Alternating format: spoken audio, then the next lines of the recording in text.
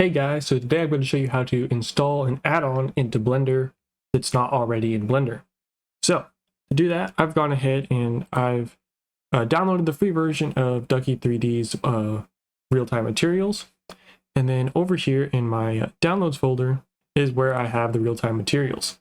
So if I go into Blender, I can go to Edit, Preferences, Add-Ons, and I can click the Install button.